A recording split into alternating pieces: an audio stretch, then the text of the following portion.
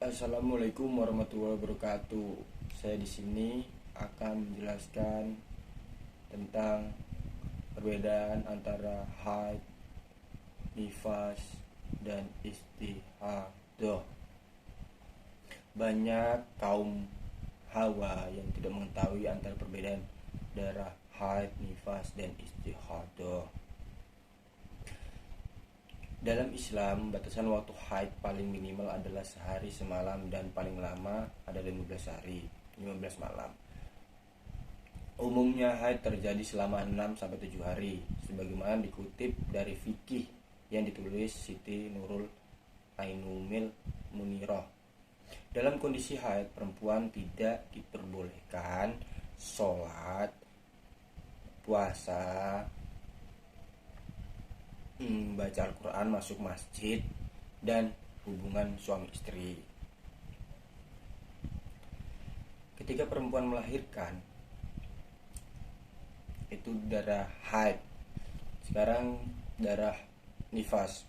Ketika perempuan melahirkan, banyak darah keluar dari rahimnya. Darah tersebut dikenal sebagai darah nifas. Dalam istilah medis, darah nifas adalah logia, dan masa nifas dikenal sebagai masa puerperium.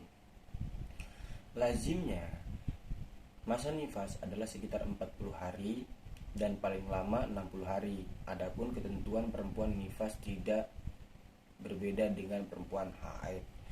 Perempuan nifas itu juga sama, tidak boleh sholat seperti pas haid.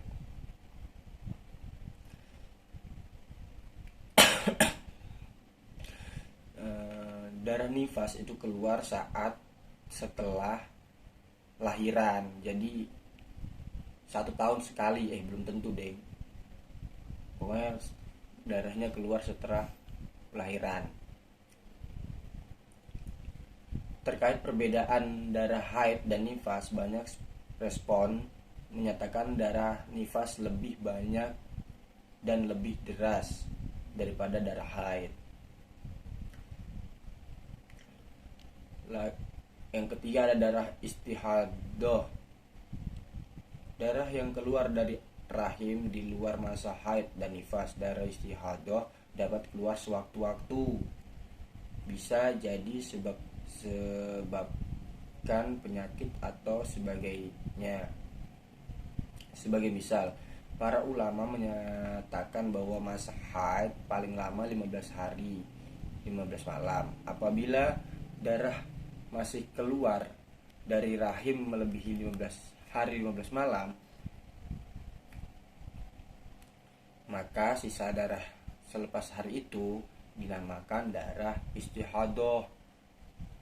Jadi haid itu hanya 15 hari 15 malam, setelahnya itu dianggap darah istihadah. Jangan disamakan.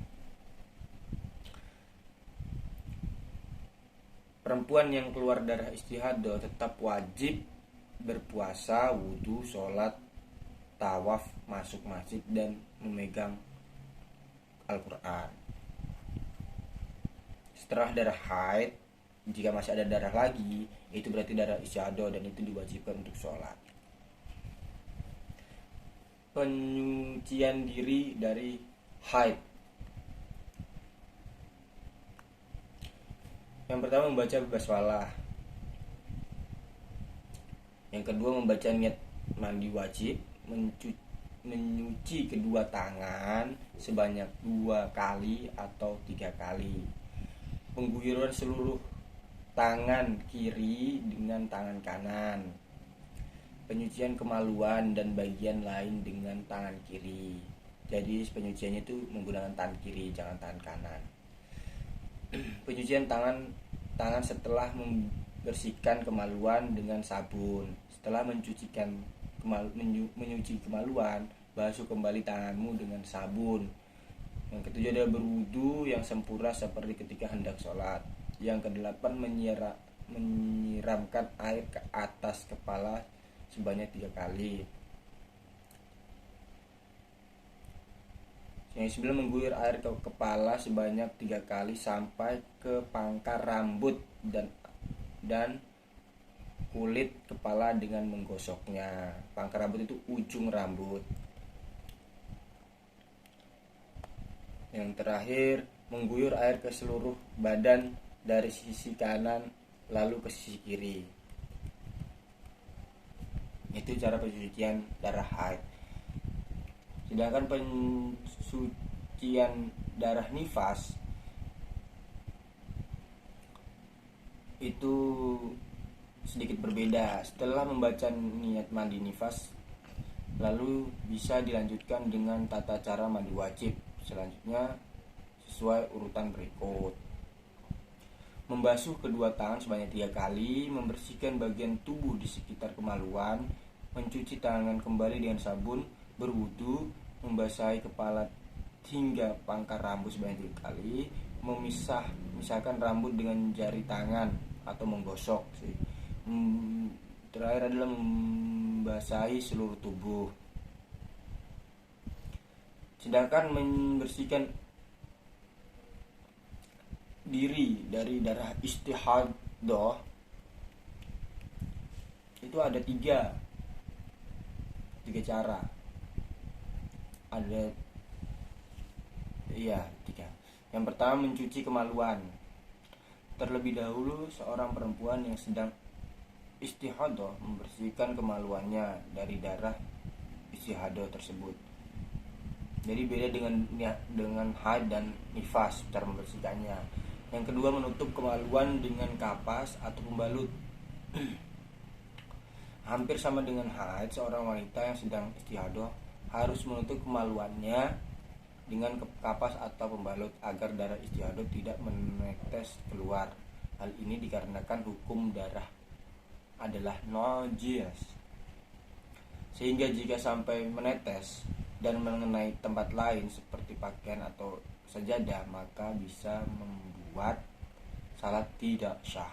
Yang ketiga, ada bersuci. Pastikan bersuci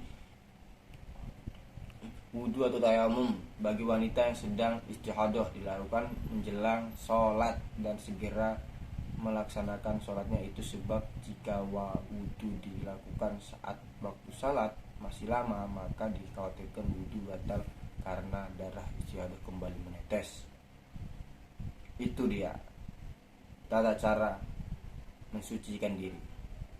Sekian, terima kasih.